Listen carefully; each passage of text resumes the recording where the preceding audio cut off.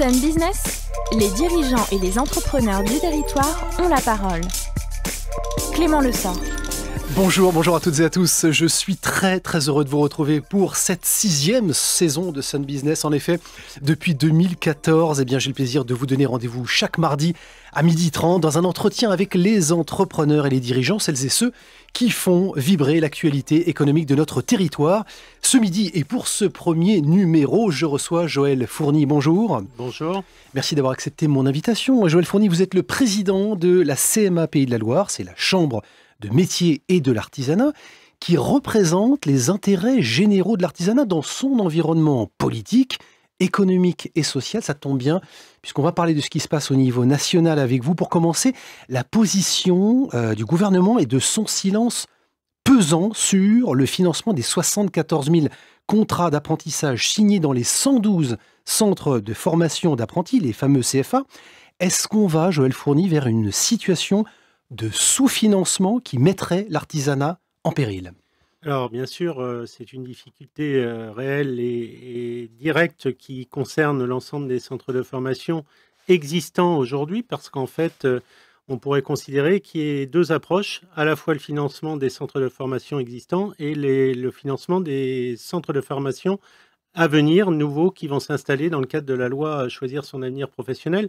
À la limite, aujourd'hui, qu'il y ait des nouveaux établissements de formation, ce n'est pas un problème en soi. On n'est absolument pas, contre le fait qu'il y ait une concurrence qui soit ouverte, mais par contre, nous considérons qu'il doit y avoir équité en termes de financement de la formation, et le financement par l'intermédiaire des OPCO doit se baser sur le coût contrat en fonction de la réalité et de ce qui est défini au titre de la loi, sans pour autant rester sur des coûts préfectoraux qui étaient, soi-disant, pour les anciens établissements, des coûts de référence. Alors justement, Joël Fourny, les OPCO, donc pour nos auditeurs, c'est les opérateurs de compétences qui vont remplacer les OPCA, qui étaient les organismes paritaires collecteurs agréés. Qu'on comprenne bien la situation. La loi pour la liberté, effectivement, de choisir son avenir professionnel que vous évoquiez à l'instant, qui a été promulguée il y a un an exactement, le 5 septembre 2018, prévoit qu'à compter du 1er janvier 2020, dans quelques semaines ou quelques mois, les nouveaux contrats seront financés par les branches professionnelles en fonction de la filière et du nombre d'apprentis sous contrat. Mais pour les contrats qui sont signés avant le 1er janvier 2020, la prise en charge se fera encore, ce que vous évoquiez, sur la base des coûts publiés chaque année par les préfectures.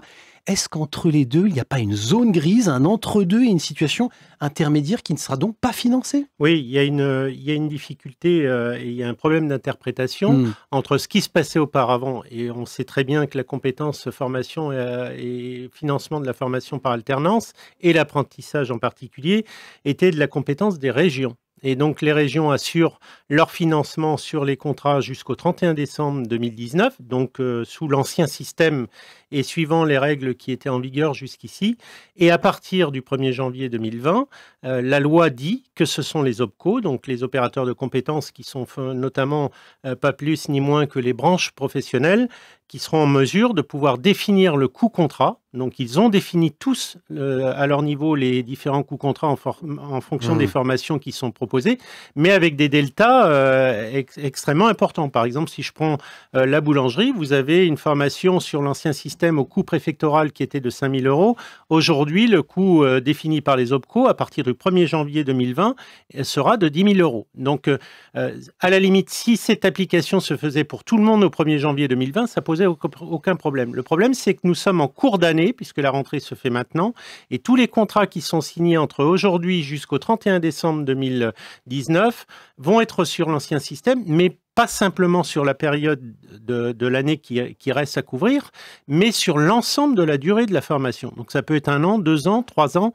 Donc du coup, vous voyez la difficulté qu'il peut y avoir, parce qu'en fait, il y a un traitement différent entre le nouveau système, et donc il y a un problème d'équité entre les différentes structures de formation. Joël Fourny, les contrats d'apprentissage des nouveaux opérateurs privés de la formation, Schneider et LVMH, pour ne pas les citer, ou pour n'en citer que quelques exemples, bénéficient, eux, de subventions?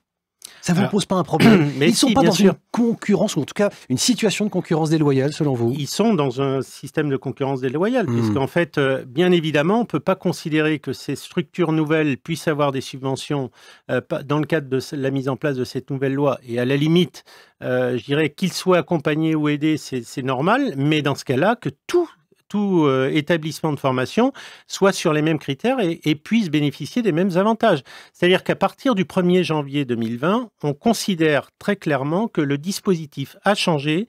La compétence n'est plus sur les conseils régionaux, mais essentiellement financée par les OPCO et par les branches. Et donc, du coup, tout le monde doit avoir les mêmes critères, les mêmes règles, les mêmes applications. Donc, tout le système de la formation et du financement de la formation par alternance change. Donc, du coup, tout le monde est dans la même configuration. La règle du jeu est complètement réécrite et du coup, elle s'applique à tout le monde de la même manière.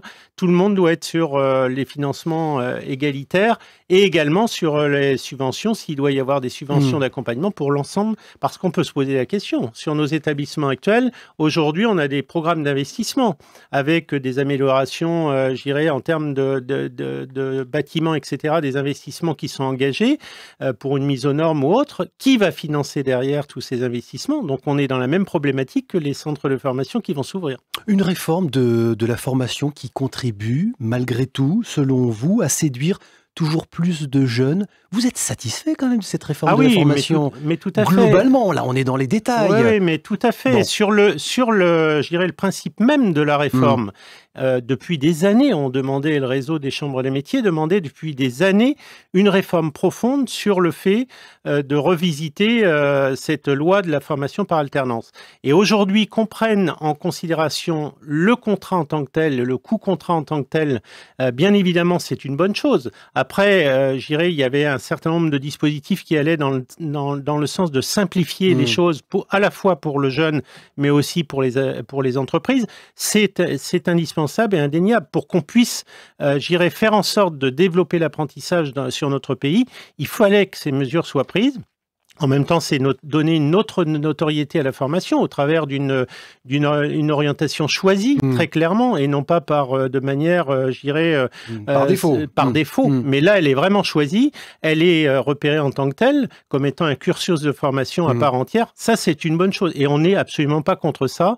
Mais là, on est dans la technique, on est dans, je dirais, c'est les choses, je dirais, qui nous regardent plus particulièrement, nous, organismes gestionnaires de centres de formation, plus que les utilisateurs, les apprentis, les entreprises, etc. Non, parce que sur le terrain, il faut quand même noter, plus 8,4% d'apprentis au premier semestre 2019.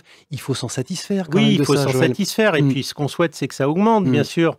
La loi, elle va dans ce sens, c'est de développer au maximum. Et même nous, le centre des réseaux consulaires, Chambre des métiers, on s'est engagé sur 40 000 je dirais, apprentis de plus sur les 3 ou 4 ans qui viennent. Donc, ça veut dire qu'on était tout à fait partie prenante et on partageait totalement le point de vue du gouvernement sur cette loi. Bon, rapidement, Muriel Pénicaud, le 5 septembre, la ministre du Travail, lors de son déplacement à Angers, qui, avant de visiter le CFA de la région, a inauguré un centre de LVMH.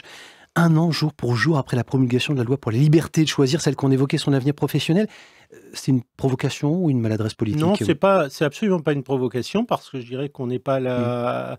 On n'est pas du tout à l'abri de voir fleurir des centres de formation sur un certain nombre de structures. Non, mais c'est une maladresse politique? Non, pas du tout, parce qu'à la limite, elle a aussi pris le temps de se déplacer dans un centre de formation du réseau des chambres des métiers. Le président CMA France n'était pas là. Mais il n'était pas là, mais ce qu'on aurait aimé, c'est qu'elle puisse nous donner au moins la bonne nouvelle sur le financement coût contrat.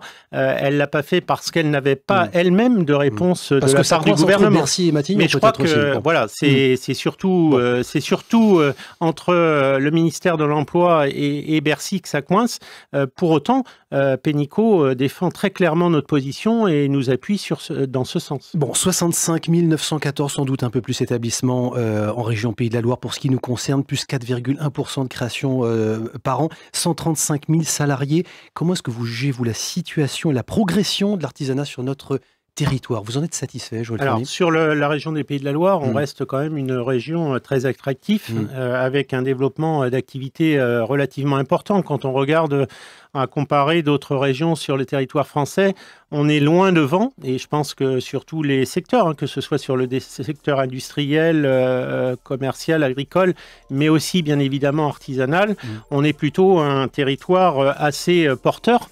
Bien sûr, on attire beaucoup, il y a de l'activité importante, il y a des complémentarités entre les différents secteurs, que ce soit entre l'artisanat et l'industrie, et bien sûr l'artisanat et l'agriculture. Donc on est évidemment très satisfait des chiffres. Après, il faut aussi être prudent parce que toute entreprise artisanale qui se crée n'a pas forcément la possibilité de se créer et d'avoir une durée de vie sur du long terme. On a notamment quelques problématiques sur la micro-entreprise où on a quelques inquiétudes.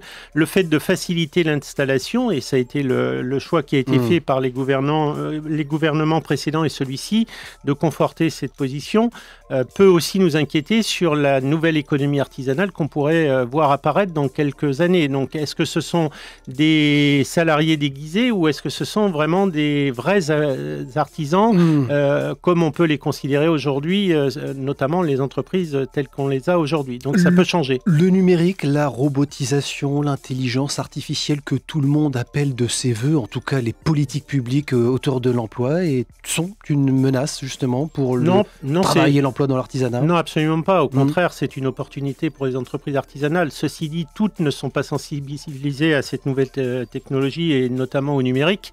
Il nous reste bien évidemment à nous, les chambres consulaires, de faire en sorte d'apporter une offre conséquente qui leur permette aussi d'aller sur ces secteurs-là. Et bien sûr, ils sont obligés de prendre ça en considération parce que le mode de consommation change, les modes de fabrication également, et intégrer le numérique et les nouvelles technologies dans l'entreprise artisanale, au même titre que les autres secteurs d'activité, c'est bien sûr indispensable. Reprise du mouvement des Gilets jaunes ce samedi 14 septembre, notamment à Nantes. Est-ce que les commerçants et les artisans du centre-ville doivent se sentir à nouveau menacés et mis sous pression? On terminera avec ça. Oui, bien sûr, c'est problématique. Moi, je regrette sincèrement ces mouvements sociaux. Qu'on puisse avoir des mouvements sociaux, c'est normal. Mais ce qui est gênant, c'est tous les débordements qu'il y a autour. Et du coup, ça crée une frustration auprès des entreprises du secteur centre-ville. Et bien évidemment, c'est dramatique pour eux parce qu'en fait, ils ont une activité qui est constamment freinée dans son développement, dans son activité de tous les jours, par ces mouvements sociaux. Alors bien sûr, il faut encadrer ces mouvements sociaux, mais il faut faire en sorte que les choses se déroulent dans l'ordre et dans le respect de l'ordre. Et ensuite, il faut absolument accompagner ces entreprises parce que là, quand on voit le nombre de manifestations de grande envergure qui peuvent avoir lieu sur Nantes, c'est dramatique parce qu'on a eu, bien sûr, vous êtes pas sans savoir qu'on avait l'effet Notre-Dame-des-Landes auparavant. Ensuite, on a eu la loi sur l'emploi et aujourd'hui, nous avons également les Gilets jaunes qui redémarrent et notamment tous les mouvements de Gilets jaunes, mais nous avons d'autres préoccupations sûrement qui vont apparaître, notamment liées au fait de la réforme de la retraite, etc.